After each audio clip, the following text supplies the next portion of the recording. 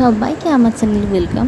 এই আমি স্নান টান করে চলে এসেছি আমার মামামের জামা কাপড়গুলো একটু নিতে। তার সঙ্গে আমার বরের ইউনিফর্মটাও আজকে ধোয়ার ছিল, যেটা কালকে নিয়ে এসেছিলো, সেটাও আমি ধুয়ে দিয়েছি। ওটা আমি মাসিকে দিয়ে ধোই না, বাকি সবই মাসি ধুয়েছে, যেগুলো মেলা আছে অলরেডি ওগুলো মাসি ধুয়ে মেলেছিল। ইউনিফর্মটা যেহেতু সাদা আর একটুখানি দাগ লেগে গেলে ইউনিফর্মটা আর পরা যাবে না, তাই জন্য ইউনিফর্মটা সবসময় আমি ধুয়ে থাকি। যখন আমি প্রেগনেন্ট ছিলাম তখনও, ডেলিভারির আগের দিনও আমি জামা কাপড় ধুয়েছি। তো সবসময় চেষ্টা করি বরের ইউনিফর্মটা আমি ধোয়ার, তো সেগুলোই আমি এখন মেলতে চলে এসেছি। আর তার সঙ্গে আমি দেখাতে চাই আমার বাড়ির আশেপাশের পরিবেশটা। আমি যে গ্রামে থাকি, গ্রামের আশেপাশে আমার বাড়ির পাশটা একটু দেখাতে চাই। তার আগে আমি একটু কাজ করে নিই, আমার মামামের জামা প্যান্টগুলো একটু মেলে নিই। যেগুলোতে হিসু টিসু করে বা কাঁথা টাতা হয় ওগুলো মাসি ধুয়ে দেয়, বাট জামা টামাগুলো আমি ধুতে দিই না, ওগুলো আমি নিজেই ধুয়ে নিই।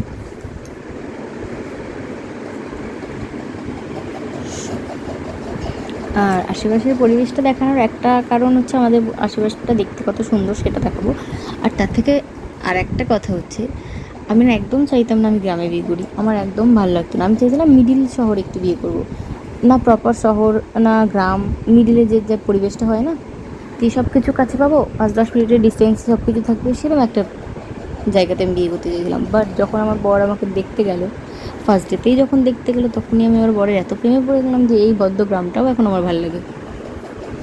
তো ইচ্ছে আমাদের আছে 3-4 বছর পরে আমরা এখান থেকে চলে যাব, যেহেতু আমার বেবিটা এখন বড্ড ছোট। আর আমার শ্বশুরবাড়ি বলতে আমি, আমার বর, আমার শ্বশুর, তাছাড়া আমাদের বাড়িতে কেউ নেই। তো আমার বেবিটাকে দেখার মতো যদি আমার শাশুড়ি থাকতো, দেন আমরা আরও অনেক আগেই চলে যেতাম এখান থেকে। যেহেতু নেই, তো আমার মেয়েকে আমার একারই সামলাতে হয়। সেই জন্য মোটামুটি যতক্ষণ না মেয়ে একটু বড় হচ্ছে, যেহেতু এখানে আমার আশেপাশে আরও কাকা শ্বশুর টশুর আছে, মানে সেই আমার ননদরা আছে, শাশুড়িরা আছে, তারা একটু হেল্প করে দেয়, আমার মেয়েকে রাখতে সুবিধা হয়। তাই জন্য এখন আপাতত আমরা এখান থেকে যাচ্ছি না, আমরা এখানেই থাকছি। বাট আমাদের চলে যাওয়ার ইচ্ছে আছে, যেহেতু আমার বর কলকাতা পুলিশে চাকরি করে, তো ওর তো কলকাতাতেই সারা লাইফ ডিউটি করতে হবে। তাই জন্য ইচ্ছে আছে আমরা মেন লাইনের দিকে, মানে রানাঘাট, কল্যাণীর ওদিকে একটু চলে যাব। আর না হলে কলকাতার আশেপাশে কোথাও একটা ফ্ল্যাট নিয়ে নেবো, এরকমও ইচ্ছে আছে। দেখা যাক কী করি। বাট তার আগে দেখে নিও তোমরা যে আমি যে পরিবেশটাতে থাকি সেই পরিবেশটা কেমন। সবাই তো আমাকে চেনো, মানে চেনো, বাট আমার বাড়ি চেনো না। অনেকেই আছে যারা আমার বাড়ি চেনো না, তাদেরকে আমি আমার আশেপাশের পরিবেশটাই দেখাচ্ছি।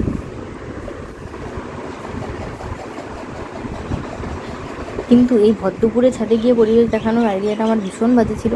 তারপর যখন নিচে এলাম, পুরো ঘেমে টেমে একদম জল হয়ে গেছিলাম। তখন মনে হলো যে এখন কেন গেলাম আমি ছবিগুলো তুলতে, আমি তো বিকালবেলাও যেতে পারতাম। পুরো রোদ্দুর, ভীষণ রোদ্দুর উঠেছিলো যখন আমি ছাদে গেছিলাম। আমি রোদ্রে ফোনের দিকে আমি দেখতে পাচ্ছি না, যা দেও আমাকে দেখা যাচ্ছে, আশেপাশটা কি বোঝা যাচ্ছে। এই যে হচ্ছে আমাদের বাড়িটার ফ্রন্ট সাইডটা, সামনের দিকটা, উঠানের সামনেটা, ওই ঘরটাতে, ওই টিনের ঘরটাতে আমাদের লাকি থাকে। আমাদের একটা কুকুর আছে, জার্মান শেপার্ড, তো ও থাকে ওখানে। আর ওই ওপাশের যে আরেকটা টিনের ঘর, ওটাতে আমাদের গাড়ি থাকে,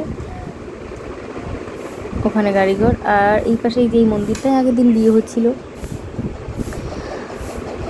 আর এই দিকটাতে আছে হচ্ছে আমার যে কাকা শ্বশুর বললাম, যে আমার কাকা শ্বশুর আছে, জ্যাঠা শ্বশুর আছে, তাদের বাড়িটা হচ্ছে এই দিকে। এই পাশের বাড়িটাই আমার কাকা শ্বশুরের, তার ওই পাশের বাড়িটা আমার ভাসুরের। তো এই একই উঠানের উপর দিয়ে সবাই থাকতে না, আমার একটু সুবিধা হয় মেয়েকে সামলানোটা। আমি না হলে তো ওকে দেখে 1 সেকেন্ডও কিছু করা পসিবল না। আমার মেয়ে বড্ড দুরন্ত হয়ে গেছে অলরেডি, 3 মাস বয়সেই ও এত দুষ্টু যে এটা ভেবেই ভয় পাই যে ওকে নিয়ে যদি আমি এখন কোথাও যাই, তো আমার পক্ষে ওকে একা একা সামলানো অসম্ভব। আর এই হচ্ছে আমার বাড়ির পুরো আশেপাশটা। আর এই যে সামনে ওই যে ট্রাকটা দেখা যাচ্ছে, তার সামনেই হচ্ছে আমাদের বাড়ির সামনেই একদম রাস্তা। দেন আমি নিজে চলে আসি ঘরে, এসে সিঁদুরটা পরে নিই আগে। আর ভেজে চুল আমি আঁচড়াই না, যখন শুকোবে তখনই আঁচড়াবো, তো আগে শুধু সিঁদুরটাই পরে নিলাম। আর অ্যাকচুয়ালি ঘরে এসে না আমি ভালো বুঝতে পারছিলাম না, মানে অন্ধকার অন্ধকার দেখতে পাচ্ছিলাম, তো আন্তাজে আন্তাজে আমি সিঁদুর পরছিলাম। যাই হোক, আমার ভিডিও তোমাদের কেমন লাগে জানিও। দেখা হচ্ছে পরের ভিডিওতে। সব ততক্ষণের জন্য সবাই ভালো থেকো। ও আর হ্যাঁ, তার সঙ্গে একটু দেখিয়ে দিই, আমার মেয়েও এখন ঘুমোচ্ছে, সেটাও একটু দেখিয়ে দিই।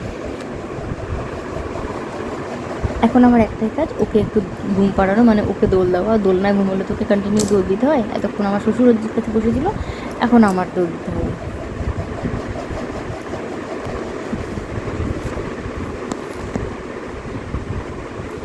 ওই যে পিছনে আমার মহারানী ঘুমোচ্ছে,